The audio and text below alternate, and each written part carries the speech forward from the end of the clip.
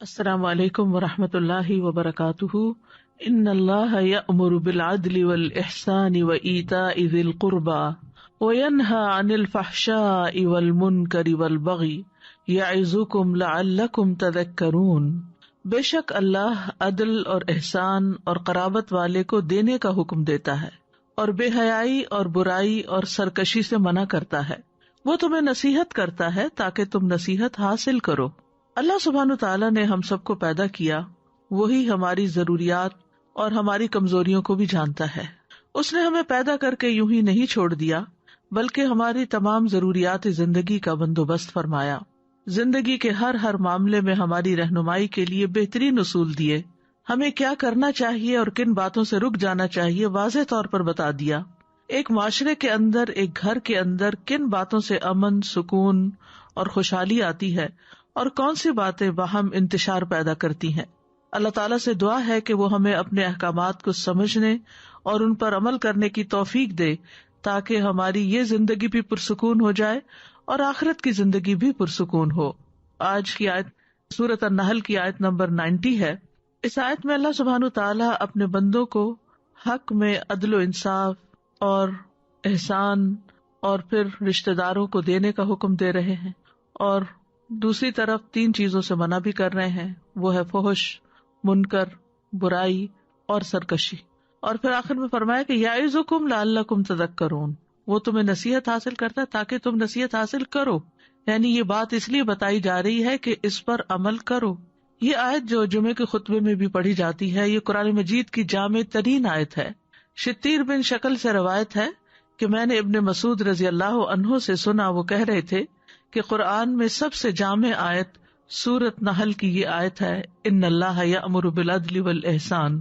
اس میں اللہ سبحانہ تعالیٰ نے 3 بھلائیوں اور 3 برائیوں کا ذکر کیا ہے۔ 3 بھلائیاں عدل، احسان، ایتاء ذی القربی، اور 3 برائیاں فحشاء، منکر اور بغی۔ 3 بھلائیاں جن کا ذکر کیا گیا ہے ان میں تمام بنیادی نیکیاں آ جاتی ہیں، اور 3 برائیاں جن سے منع کیا گیا ہے یہ انسان کے انفرادی اور اجتماعی معاملات کو بگاڑ کر رکھ دینے والی ہیں۔ حسن بصری کہتے ہیں کہ انہوں نے یہ آخر تک آیت پڑھی، پھر کہا کہ اللہ سبحانہ تعالیٰ نے تمہارے لیے ایک ہی آیت میں تمام بھلائیوں اور تمام شر کو جمع کر دیا ہے، یعنی خیر کے کام بھی بتا دیے ایک ہی آیت میں اور شر کے کام بھی بتا دیے ہیں۔ بس اللہ کی قسم، عدل اور احسان کے الفاظ نے اللہ کی اطاعت کے کسی کام کو نہیں چھوڑا بلکہ ان سب کو جمع کر دیا ہے، اور فحشاء اور منکر اور بغی کے الفاظ نے اللہ کی نافرمانی کے کسی کام کو نہیں چھوڑا بلکہ وہ سب ان میں جمع ہو گئے ہیں۔ یعنی اگر کسی بھی برائی پر غور کیا جائے تو وہ ان 3 کیٹیگری سے تعلق رکھتی ہوگی۔ قتادہ کہتے ہیں کوئی ایسا عمل حسن اخلاق میں نہیں جس کو عرب اچھا سمجھتے ہوں، اللہ نے اس کو کرنے کا حکم دے دیا، اور کوئی ایسی کبھی چیز نہ تھی جس کو عرب جاہلیت سے برا سمجھتے تھے اور اللہ تعالیٰ نے اس سے منع نہ کر دیا ہو۔ تو بہرحال اس آیت میں کرنے کے کام بھی بتا دیے گئے اور نہ کرنے کے کام بھی بتا دیے گئے۔ تو فرمایا کہ ان اللہ یأمر، بے شک اللہ حکم دیتا ہے۔ جب اللہ تعالیٰ کسی چیز کا حکم دیتے ہیں تو پھر ہمارے لیے لازم ہوتا ہے کہ ہم اس حکم کو مانیں، کیونکہ ہم اللہ پر ایمان رکھتے ہیں، ہم اس کی کتاب پر ایمان رکھتے ہیں۔ تو ایمان رکھنے کا مطلب یہ ہے کہ جو پھر کہا جا رہا ہے اس کو لے لو۔ تو حکم دیتا ہے کس چیز کا؟ عدل اور احسان کا۔ عدل اور احسان کی تعویل میں علماء کا اختلاف ہے۔ عدل سے مراد انصاف اور احسان سے مراد لوگوں کے ساتھ بھلائی کرنا ہے۔ یہ بھی کہا گیا ہے کہ عدل سے مراد فرائض ادا کرنا اور احسان سے مراد مستحبات کو ادا کرنا، یعنی فرض سے زائد چیز، زیادہ نیکی۔ یہ بھی کہا گیا کہ عدل جو ہے وہ فرض ہے اور احسان جو ہے وہ نفل ہے۔ ابن عباس سے مروی ہے کہ عدل سے مراد توحید ہے اور احسان سے مراد فرائض کی ادائیگی ہے، اور ابن عباس سے یہ بھی مروی ہے کہ احسان توحید میں اخلاص کو اپنانا ہے۔ مقاتل کہتے ہیں کہ عدل سے مراد توحید ہے اور احسان سے مراد لوگوں سے درگزر کرنا ہے۔ ایک اور قول یہ ہے کہ اللہ افعال میں عدل کرنے کا اور اقوال میں احسان کرنے کا حکم دیتا ہے۔ ابن العربی کہتے ہیں کہ عدل وہ ہے جو اللہ تعالیٰ نے اپنی کتاب میں بیان فرما دیا اور اپنے رسول کی زبانی بتا دیا اور اس کو اپنانے کا حکم دیا۔ عدل بندے اور رب کے درمیان ہوتا ہے۔ عدل معاملات میں بھی ہوتا ہے، جیسے خرید و فروخت کے معاملے میں، معاہدات میں، تمام معاملات اور معاوضے یہ سب عدل سے ادا کیے جائیں، نہ کہ دھوکہ دیا جائے کسی کو، نہ کسی کے حق میں کمی اور نہ ظلم کیا جائے۔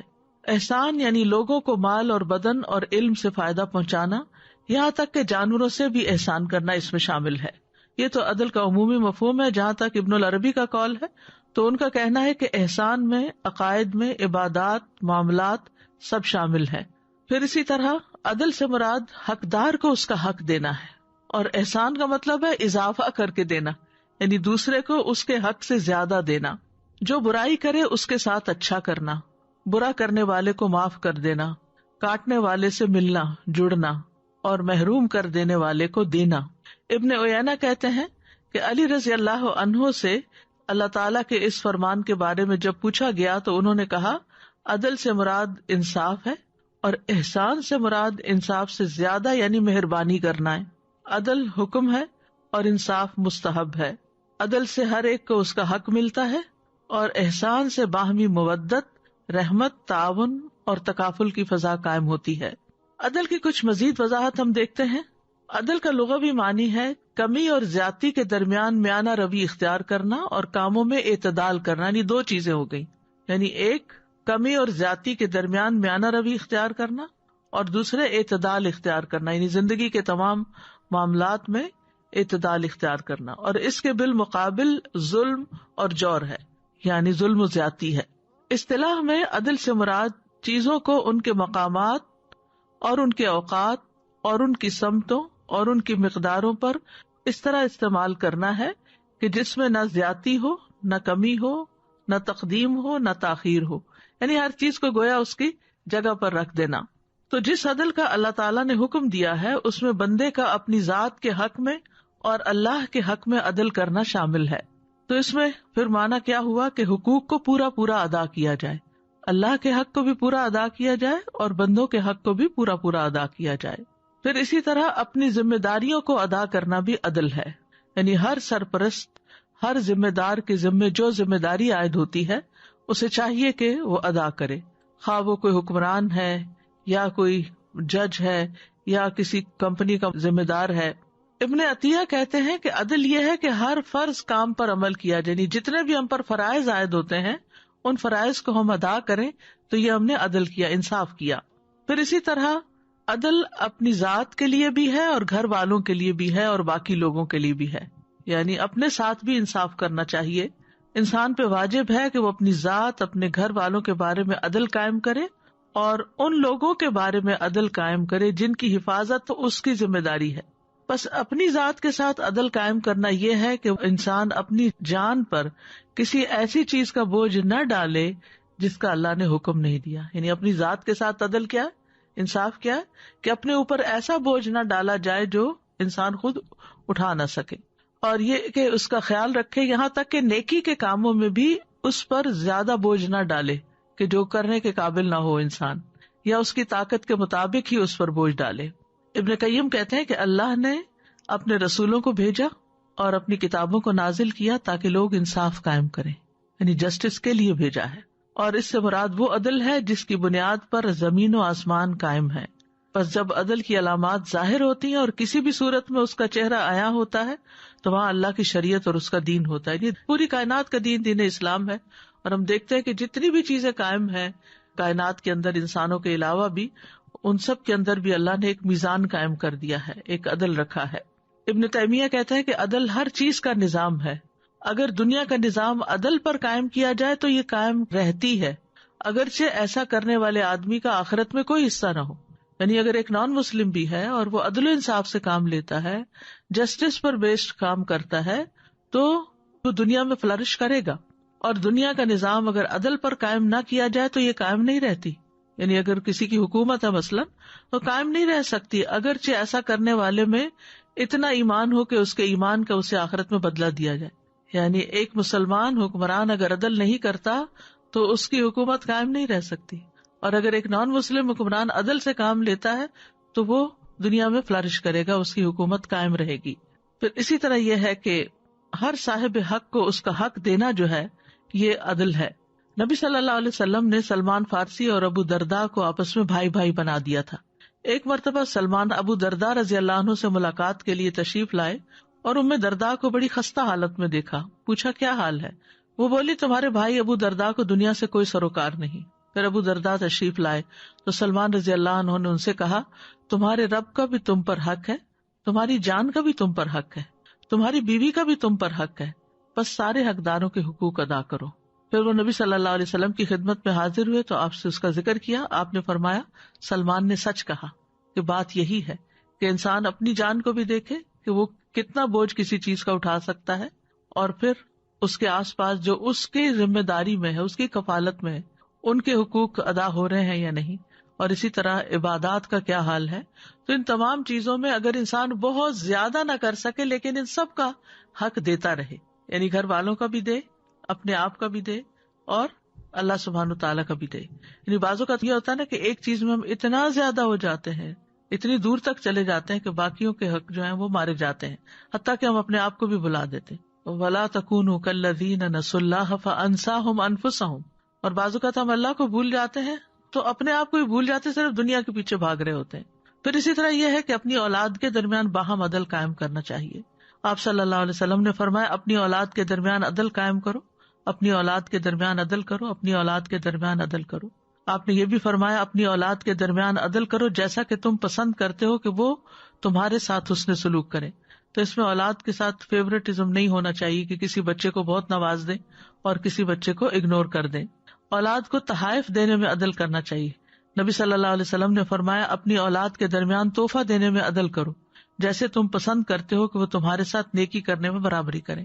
لیکن یہاں یہ یاد رکھیے کہ بعض اوقات ایک بچہ زیادہ ضرورت مند ہوتا ہے, مثلاً اس کی تعلیم کا سلسلہ جاری ہے اور بڑا جو ہے وہ تعلیم حاصل کر چکا اور اس وقت تعلیم سستی بھی تھی, اس کی شادی بھی ہو گئی, اب وہ اپنے پاؤں پہ کھڑا ہے.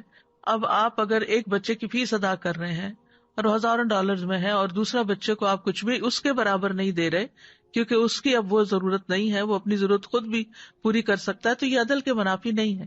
یہ یعنی ضروریات کو سامنے رکھتے ہوئے کسی کو دینا. اسی طرح بعض اوقات ایک بچہ ویل ٹو ڈو ہوتا ہے, اپنا سب خود کر سکتا ہے, دوسرا بچہ جو ہے وہ کوشش کے باوجود بھی نہیں اٹھ سکتا.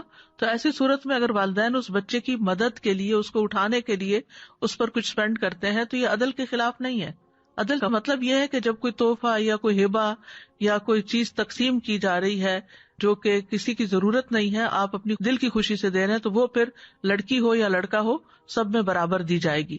اسی طرح محبت کرنے میں بھی عدل کرنا چاہیے. انس رضی اللہ عنہ کہتے ہیں کہ ایک آدمی نبی صلی اللہ علیہ وسلم کے ساتھ بیٹھا ہوا تھا کہ اس کا بیٹا آیا. اس آدمی نے اسے پکڑا, چوما, اپنی گود میں بٹھایا. پھر اس کی بیٹی آئی تو اس نے اسے پکڑ کر ایک طرف بٹھا دیا. تو نبی صلی اللہ علیہ وسلم نے فرمایا تم نے ان کے درمیان عدل کیوں نہیں کیا, یعنی اپنے بیٹے اور اپنی بیٹی کو چومنے میں عدل کیوں نہیں کیا, اور اگر گود میں بٹھایا تھا تو ایک کو ایک ٹانگ پہ بٹھا لیتا, دوسرے کو دوسرے پہ, تو یہ پھر عدل ہوتا. اسی طرح بیویوں میں بھی عدل کرنا چاہیے. نبی صلی اللہ علیہ وسلم نے فرمایا جس کے نکاح میں 2 عورتیں ہوں اور وہ کسی ایک کی طرف مائل ہو تو وہ قیامت کے دن اس حال میں آئے گا کہ اس کا ایک پہلو ایک طرف کو جھکا ہوا ہوگا. تو اس لیے یہ بھی عدل کے دائرے میں آتا ہے. پھر اسی طرح فیصلوں میں بھی عدل. آپ صلی اللہ علیہ وسلم نے فرمایا بے شک انصاف کرنے والے رحمان کی دائیں جانب اللہ کے نزدیک نور کے ممبروں پر ہوں گے. اللہ کے دونوں ہاتھ دائیں ہیں. یہ وہ لوگ ہوں گے جو اپنے فیصلوں, اپنے اہل و عیال اور جن کے یہ ذمہ دار ہیں ان میں عدل و انصاف کرنے والے ہیں. عدل نہ کرنے والوں کے لیے وعید بھی ہے. نبی صلی اللہ علیہ وسلم نے فرمایا 10 آدمیوں کے امیر کو بھی قیامت کے دن اس حال میں لایا جائے گا کہ وہ جکڑا ہوا ہوگا. اس کا عدل اس کو آزاد کرائے گا یا اس کا ظلم اس کو ہلاک کر دے گا. اور عدل کا دوسرا معنی میانہ روی, مطلب یہ ہے کہ جو بھی انسان کام کرے دین کا یا دنیا کا, ان سب کے اندر ایک اعتدال رکھے. خیر الامور اوسطها, بہترین کام وہ ہیں جو میانہ روی پر مشتمل ہوں.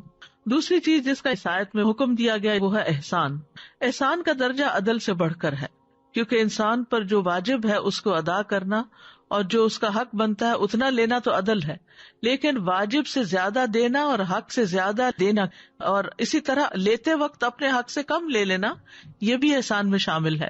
تو احسان گویا عدل سے بڑھ کر ہے اور یہ مستحب ہے اور ایک نفل عمل ہے اور اس کا ثواب بہت زیادہ ہے. اللہ تعالیٰ کا فرمان ہے ان اللہ یحب المحسنین, بے شک اللہ احسان کرنے والوں سے محبت کرتا ہے. اور احسان یہ بھی ہے کہ بندے کا باطن اس کے ظاہر سے بہتر ہو.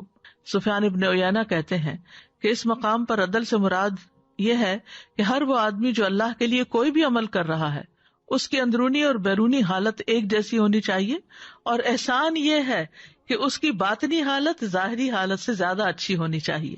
احسان کا لفظ جو ہے یہ برائی کے مقابلے میں آتا ہے، محاسن اور مساوی کہتے ہیں، محاسن اچھائیاں اور مساوی سوء سے برائیوں کو کہتے ہیں۔ کسی چیز کو خوبصورت بنانے کے لیے، مزین کرنے کے لیے بھی آتا ہے، تحسین کا لفظ اسی روٹ سے ہے، اسی مادے سے۔ اور جب ایمان اسلام کے ساتھ احسان کا لفظ ذکر ہوتا ہے تو اس سے مراد اللہ کی نگرانی کا یقین ہونا ہے اور عمدہ طریقے سے، خوبصورت طریقے سے اطاعت کرنا ہے۔ لیکن اگر احسان کا لفظ الگ طور پر آتا ہے تو اس کا مطلب کوئی بھی نیکی کرنا ہے، یعنی جس بھی درجے میں انسان اس کو کر سکے وہ کر لے۔ احسان جو ہے یہ قابل تعریف اور باعث اجر کام ہے۔ تھانوی کہتے ہیں کہ لفظ احسان کا اطلاق 3 چیزوں پر ہوتا ہے۔ نمبر 1، کسی چیز کا طبیعت اور مزاج کے موافق ہونا۔ نمبر 2، کسی چیز کا اپنے کمال تک پہنچنا۔ اور نمبر 3، کسی چیز کا قابل تعریف ہونا۔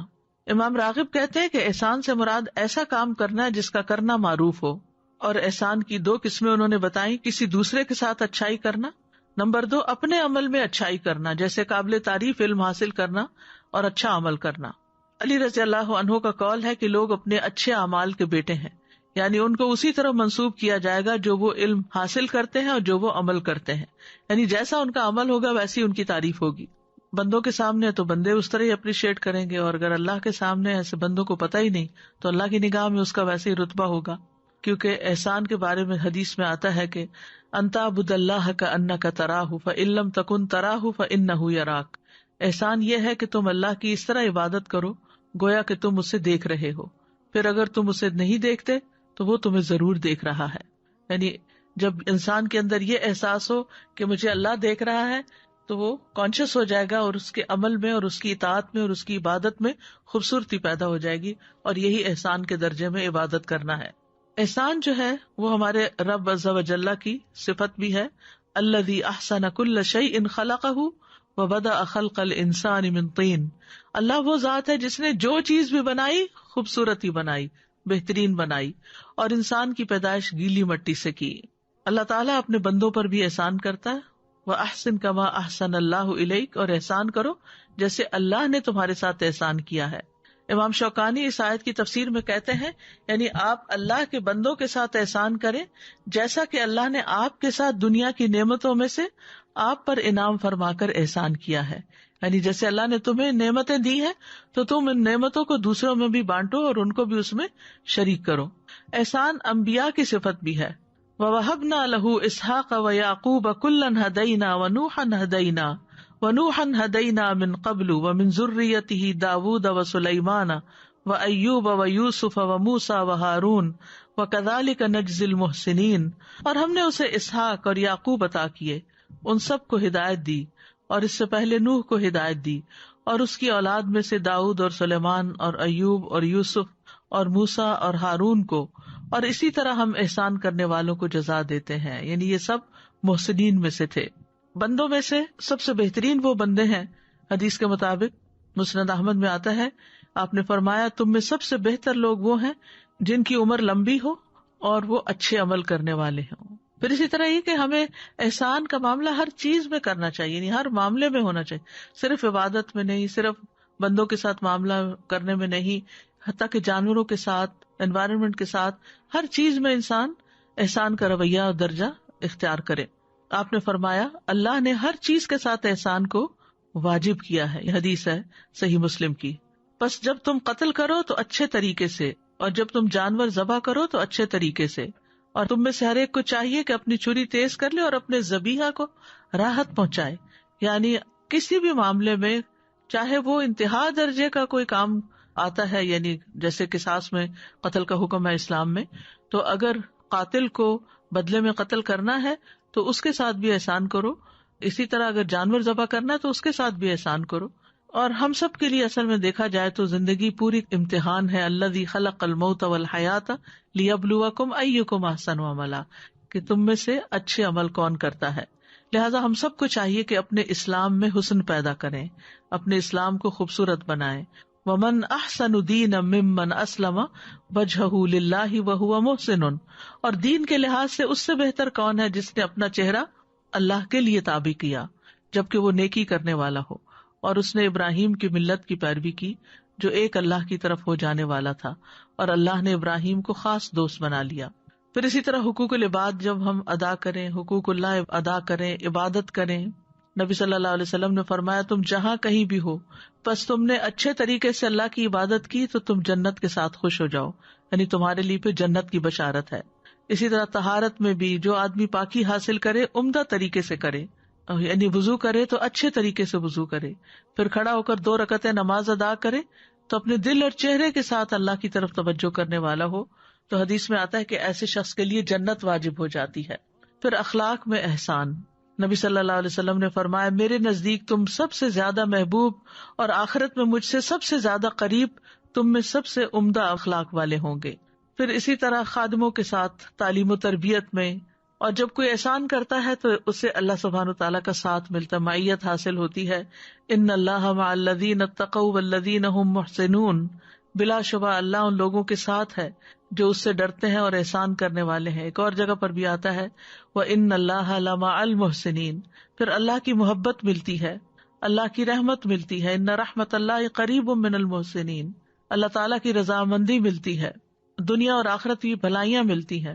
للذین احسنوا فی ہذہ الدنیا حسنہ، جن لوگوں نے بھلائی کی ان کے لیے اس دنیا میں بھی بھلائی ہے۔ احسان کے بدلے اللہ بندے پر احسان فرماتے ہیں، هل جزاء الاحسان الا الاحسان، احسان کی وجہ سے انسان کے اندر ایک شرح صدر حاصل ہوتا ہے، ایک خوشی حاصل ہوتی ہے، نفس کی پاکیزگی حاصل ہوتی ہے، احسان کی وجہ سے علم اور حکمت ملتا ہے، احسان کرنے والا شخص گناہ سے محفوظ رہتا ہے، احسان کرنے والا دراصل اپنے آپ پر احسان کر رہا ہوتا ہے، اور اللہ سبحانہ تعالیٰ اس کو مزید فضل سے بھی نوازتے ہیں۔ وَسَنَزِيدُ الْمُحْسِنِينَ، اجر عظیم کا وعدہ ہے، ہر خوف اور غم سے پاک ہوں گے وہ لوگ جو محسنین ہیں۔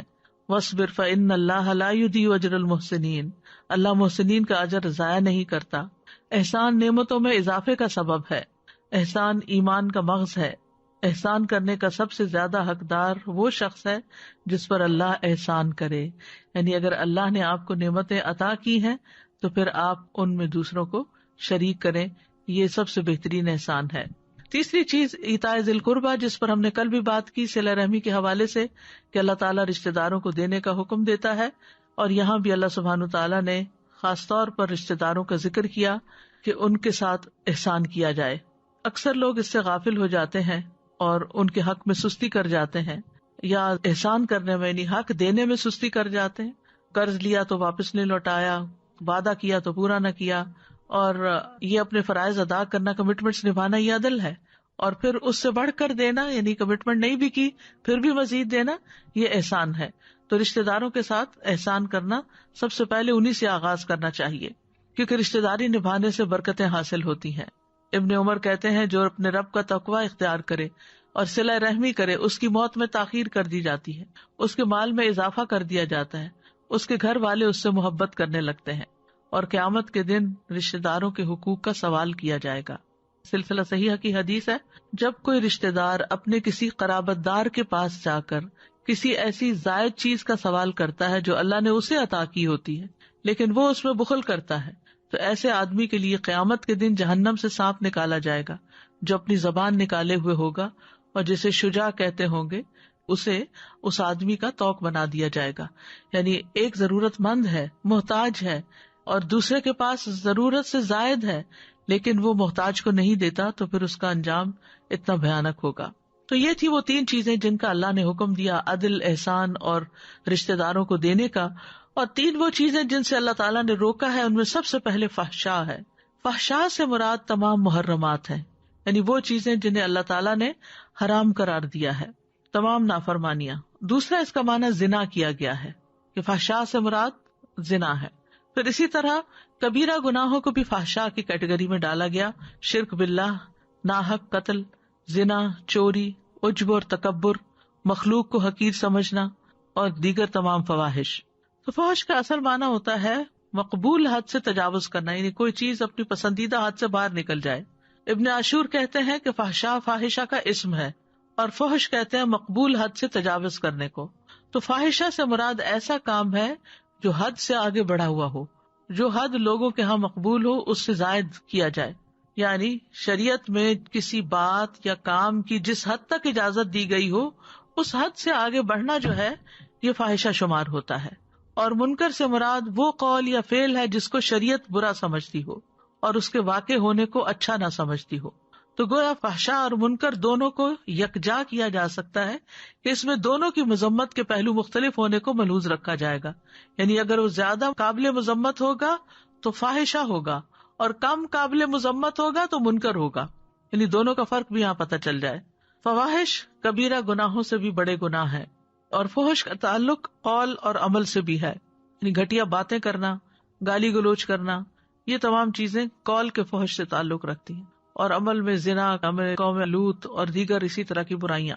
اور منکر ہر وہ کام جسے شریعت اور دیگر لوگ برا خیال کرتے ہیں اور اس کے کرنے سے منع کریں. یہ معروف کی اپوزٹ ہے. تو فحاشی کی ہمارے دین میں حرمت بتائی گئی ہے. قرآن مجید میں آتا قل انما حرم ربی الفواحش ما ظہر منها وما بطن والاثم والبغی بغیر الحق. کہہ دیجئے میرے رب نے تو صرف بے حیائیوں کو حرام کیا جو ان میں سے ظاہر ہیں اور جو چھپی ہوئی ہیں، اور گناہ کو اور ناحق زیادتی کو، اور یہ کہ تم اللہ کے ساتھ شریک ٹھہراؤ جس کی اس نے کوئی دلیل نہیں اتاری، اور یہ کہ تم اللہ پر وہ کہو جو تم جانتے نہیں.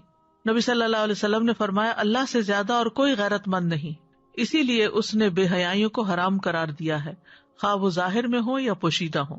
اللہ فحش کا حکم نہیں دیتا لیکن شیطان فحش کا حکم دیتا ہے. قل ان اللہ لا یامر بالفحشاء، کہہ دیجئے بے شک اللہ بے حیائی کا حکم کبھی نہیں دیتا. اور شیطان انما یامرکم بالسوء والفحشاء وان تقولوا علی اللہ ما لا تعلمون، اور وہ تمہیں برائی اور بے حیائی کا حکم دیتا ہے اور یہ کہ تم اللہ پر وہ بات کہو جو تم جانتے نہیں ہو. قرآن مجید میں فحش سے بچنے والوں کی تعریف بھی کی گئی ہے. سورۃ شورى میں آتا ہے والذین یجتنبون کبائر الاثم والفواحش واذا ما غضبوا هم یغفرون، وہ لوگ جو بڑے بڑے گناہوں اور بے حیائیوں سے بچتے ہیں اور جب بھی غصے میں ہوتے ہیں تو معاف کر دیتے ہیں. نبی صلی اللہ علیہ وسلم نے فرمایا مومن نہ تو تانا دینے والا ہوتا ہے، نہ لعنتیں کرنے والا، اور نہ فحش کلامی کرنے والا ہوتا ہے، اور نہ گالی گلوچ کرنے والا. غصے میں انسان کو عام طور پر نہیں پتا چلتا کہ اس کے منہ سے کیا نکل رہا ہے. جو بھی ہو انسان کو اس بات کا یقین ہونا چاہیے کہ اس کے منہ سے نکلا ہوا ہر لفظ لکھا جا رہا ہے اور اس کا حساب ہوگا. لہٰذا وہ جب بات کرے تو اپنے آپ کو فحش باتوں سے بچا لے، ظلم اور زیادتی کی باتوں سے بچا لے، کیونکہ فحش کلامی سے اللہ تعالیٰ نفرت کرتے ہیں. عبداللہ بن مسعود سے روایت ہے کہ مومن کے اخلاق میں سب سے زیادہ قابل ملامت بےہودہ گوئی ہے، فضول باتیں کرنا ہے، لچر قسم کی گفتگو کرنا. اور قیامت کی نشانیوں میں سے یہ بتایا گیا کہ یقیناً فحش گوئی کرنا، بتکلف بےہودہ گوئی کرنا، قطع رحمی کرنا، خائن کو امین اور امانت دار کو خائن سمجھنا علامات قیامت میں سے ہے. تو لازم ہے کہ انسان فحش باتوں سے، فحشاء سے توبہ کرے. اور فحشاء کا دوسرا معنی زنا بھی کیا گیا ہے. فحاشی کی بدترین قسم ہے زنا اور لواطت. اور لواطت کے بارے میں آتا ہے اتأتون الفاحشۃ، زنا کے بارے میں آتا ہے ولا تقربوا الزنا انہ کان فاحشۃ وساء سبیلا، زنا کے قریب بھی نہ جاؤ، وہ تو بے حیائی کا کام ہے اور بہت برا راستہ ہے. زنا جو ہے وہ ایمان سے محروم کر دینے والا فعل ہے. حدیث میں آتا ہے زنا کرنے والا جب زنا کرتا ہے تو وہ مومن نہیں رہتا، جب چور چوری کرتا ہے تو مومن نہیں رہتا، شرابی جب شراب پیتا ہے تو وہ مومن نہیں رہتا. پھر اس کے بعد توبہ کا دروازہ بہرحال کھلا ہوا ہے. اور توبہ کا مطلب یہ ہے کہ انسان اس چیز کا عہد کرے کہ وہ جو برائیاں کر رہا ہے ان کو نہیں کرے گا. یہ اللہ سبحانہ تعالیٰ کو غیرت دلانے والا فعل ہے. نبی صلی اللہ علیہ وسلم نے فرمایا اے محمد کی امت، اللہ کی قسم اس بات پر اللہ سے زیادہ غیرت اور کسی کو نہیں آتی کہ اس کا کوئی بندہ یا بندی زنا کرے. اے امت محمد، واللہ جو کچھ میں جانتا ہوں اگر تمہیں بھی معلوم ہو جائے تو تم ہنستے کم اور روتے زیادہ. پھر یہ اللہ کے عذاب کو دعوت دینے والا فعل ہے. رسول اللہ صلی اللہ علیہ وسلم نے فرمایا جب کسی بستی میں زنا اور سود ظاہر ہو جائے تو تحقیق انہوں نے اپنے نفسوں پر اللہ کے عذاب کو حلال کر لیا. رسول اللہ صلی اللہ علیہ وسلم نے فرمایا میری امت اس وقت تک خیر پر رہے گی جب تک اس میں ناجائز اولاد کی کثرت نہ ہوگی، اور جب اس میں ناجائز اولاد کی کثرت ہونے لگے گی تو پھر وہ وقت قریب ہوگا جب اللہ کا عذاب ان سب کو گھیر لے گا. اسی طرح ایک اور موقع پر آپ نے فرمایا اے عرب کی ہلاکت، اے عرب کی ہلاکت، میں تم سے جس چیز کے بارے میں سب سے زیادہ ڈرتا ہوں وہ زنا اور مخفی شہوت ہے. تو اس لیے انسان کو ایسی چیزوں کے قریب بھی نہیں جانا چاہیے. اسی لیے آنکھوں، زبان، ہاتھوں اور دل اور شرمگاہ کی حفاظت اور ان چیزوں کے بارے میں الگ الگ تعلیمات دی گئی ہیں۔ زنا کی برزخ کی زندگی میں سزا بھی بتائی گئی ہے۔ صحیح بخاری میں آتا ہے، نبی صلی اللہ علیہ وسلم نے فرمایا، آج رات میں نے ایک خواب دیکھا۔ آپ کو معلوم ہے کہ انبیاء کے خواب بھی وحی کی ایک قسم ہوتے ہیں اور سچے ہوتے ہیں، کہ دو آدمی میرے پاس آئے، انہوں نے میرے ہاتھ تھام لیے اور وہ مجھے ارض مقدس کی طرف لے گئے، پھر عالم بالا لے گئے۔ ہم آگے بڑھے تو ایک تنور جیسے گڑھے کی طرف چلے، جس کا اوپر کا حصہ تو تنگ تھا لیکن نیچے سے خوب کھلا۔ نیچے آگ بھڑک رہی تھی، جب آگ کے شعلے بھڑک کر اوپر کو اٹھتے تو اس میں جلنے والے لوگ بھی اوپر آ جاتے اور ایسا معلوم ہوتا کہ اب وہ باہر نکل جائیں گے، لیکن جب شعلے دب جاتے تو لوگ بھی نیچے چلے جاتے۔ اس تنور میں ننگے مرد اور عورتیں تھیں۔ میں نے پوچھا، یہ کیا ہے؟ انہوں نے کہا، جنہیں تم نے تنور میں دیکھا وہ زناکار لوگ تھے۔ پھر اسی طرح اگر کوئی شخص توبہ نہ کرے اور بڑھاپے تک یہ کام کرتا رہے تو رسول اللہ صلی اللہ علیہ وسلم نے فرمایا، 3 آدمی ایسے ہیں کہ اللہ عز و جل قیامت کے دن نہ ان سے کلام کریں گے نہ معاف کریں گے، بوڑھا زناکار، مغرور غریب اور جھوٹا حکمران۔ ایک اور روایت میں آتا ہے کہ اللہ تعالیٰ ان کی طرف دیکھیں گے بھی نہیں، یعنی بوڑھے مرد اور عورت کی طرف جنہوں نے آخر تک زنا کیا۔ پھر اسی طرح آپ صلی اللہ علیہ وسلم نے ایک خواب کا ذکر کیا کہ میرے پاس 2 آدمی آئے، انہوں نے میرا بازو پکڑا اور مجھے ایک دشوار گزار پہاڑ کے پاس لے گئے۔ وہاں کچھ لوگ تھے جو بری طرح پھولے ہوئے تھے، ان سے بیت الخلاء کی طرف غلیظ بدبو آ رہی تھی۔ میں نے پوچھا، یہ لوگ کون ہیں؟ انہوں نے کہا، زانی مرد اور زانی عورتیں ہیں۔ تو چونکہ یہ انتہائی فحش اور انتہائی برا راستہ ہے، اس لیے کسی مومن کو یہ زیب نہیں دیتا کہ وہ ایسی کوئی حرکت کرے۔ والمنکر، اور برائیوں سے بھی، یعنی ہر وہ چیز جس سے اللہ اور اس کے رسول نے روکا ہے وہ منکر ہو گیا اور اس سے ہمیں رکنا ہے، چاہے وہ زبان کا گناہ ہو یا پھر عمل میں کوئی چیز ہو۔ اسی طرح بغوی کہتے ہیں کہ اس سے مراد ایسا کام ہے جو نہ شریعت میں جائز ہو نہ سنت میں جائز ہو۔ منکر کی ایک تعریف یہ بھی کی گئی کہ ایسی برائیاں جن کا عقل انکار کرتی ہو۔ منکر کا لفظی معنی انکار کیا گیا، فطرت انسانی بھی اس کو برا سمجھتی ہو۔ تو جو شخص برائیوں سے بچے گا، اللہ سبحانہ تعالیٰ نے اس سے بخشش کا وعدہ کیا ہے، اور حرام چیزوں سے اجتناب کرنے والے کے لیے خوشخبری ہے۔ رسول اللہ صلی اللہ علیہ وسلم نے فرمایا، جو شخص اس حال میں آئے کہ اللہ کی عبادت کرتا ہو، اس کے ساتھ کسی کو شریک نہ ٹھہراتا ہو، نماز قائم کرتا ہو، زکوٰۃ ادا کرتا ہو، رمضان کے مہینے کے روزے رکھتا ہو اور کبیرہ گناہوں سے اجتناب کرتا ہو، یعنی منکرات سے اجتناب کرتا ہو، تو اس کے لیے جنت ہے، یا یہ کہ وہ جنت میں داخل ہوگا۔ اور پھر آپ نے کچھ کبیرہ گناہوں کی ڈیٹیل بتائی۔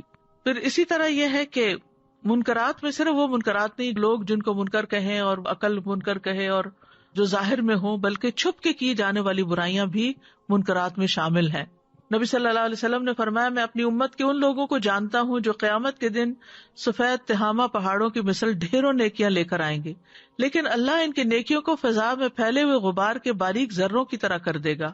بے شک وہ تمہارے بھائی ہوں گے، تمہاری نسل سے ہوں گے، رات کو تمہاری طرح قیام بھی کریں گے، لیکن وہ تنہائیوں میں اللہ کے حرام کردہ امور کا ارتکاب کریں گے جن سے ان کو روکا گیا ہو، یعنی چھپ کے ایسی چیزیں دیکھنا، کرنا، ایسے غلط کام کرنا، حرام کام کرنا کہ جس سے اللہ اور اس کے رسول نے منع کیا ہے۔ یعنی باہر سے نیک نظر آنا، نیکوں والے کام کرنا، لیکن چھپ چھپ کے مثلاً غیر مرد اور عورت کا آپس میں بے حیائی کی باتیں کرنا، یا اسکرین پر ایسے مناظر دیکھنا، چھپی یا کھلی دوستیاں رکھنا، یہ سب چیزیں اس میں آتی ہیں۔ یعنی ان کے اعمال کو اللہ تعالیٰ چاہے کتنے بھی زیادہ ہوں، قیام اللیل کتنا مشکل کام ہے، ایک غبار بنا کے اڑا دے گا۔